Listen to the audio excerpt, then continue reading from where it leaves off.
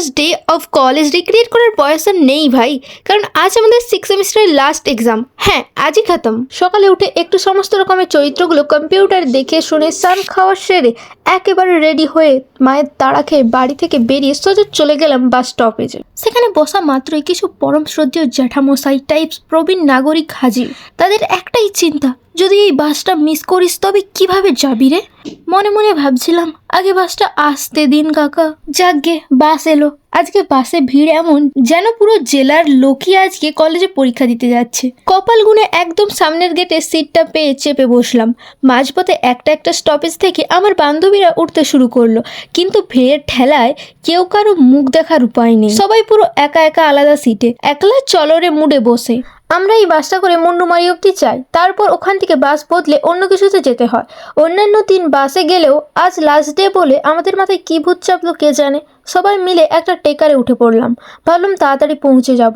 But টেকারওয়ালা bypass বা এটাকে তেমাথানিও বলে, ওখানে গিয়ে যেভাবে দাঁড়িয়ে রইলো যেন ওখানেই সংসার পেতে বসবে। চোখের সামনে দিয়ে বাস বেরিয়ে গেল হুস করে, আর আমরা বসে বসে বাস দেখছি। অবশেষে টেকার মহাশয় আমাদের কলেজের পেছন গেটে নামালো। জঙ্গল আর গাছে ঘেরা রাস্তাটা সত্যি খাসা লাগছিল। যাই হোক, ফ্রেশ হয়ে সোজা পরীক্ষার হলে। এক্সাম কেমন হলো সেটা আর মুখে বলছি না, আমাদের মুখের এই বিশ্বজয়ী হাসি দেখলেই বুঝে যাবে আজকের পেপার পুরো ফাটিয়ে দিয়েছি। পরীক্ষা শেষ, আর তারপর শুরু হলো আসল তাণ্ডব। আজ লাস্ট ডে, এরপর কাঠথোপড়া কবে কে কোথায় দেখবে তার কোনো ঠিক নেই। তাই শুরু হলো ছবি তোলার প্রতিযোগিতা। আমার বান্ধবীদের ফটো তোলা এতই তাড়া যে যেখানেই দাঁড়াবে সেখানেই ক্লিক। একজন তো আবার ছবি তোলার চক্করে সোজা পুকুর পাড়ে একদম ঢালে গিয়ে দাঁড়িয়ে পড়লো। ভাইরে ভাই, বড় বড় ফটোগ্রাফাররাও এত রিস্ক নেয় না ফটো তোলার জন্য। ছবি তুলতে তুলতে এমনিতেই দেরি হয়ে গেছিল। তারপর বাস ধরে যখন মুন্ডুবাড়ি পৌঁছালাম তখন প্রায় সন্ধে নামো গিয়ে শুনি রাস্তায় নাকি অ্যাক্সিডেন্ট হয়েছে। তাই বাসের দেখা নেই। বাস নেই তো কি হয়েছে, আমাদের খাওয়া তো আটকাবে না।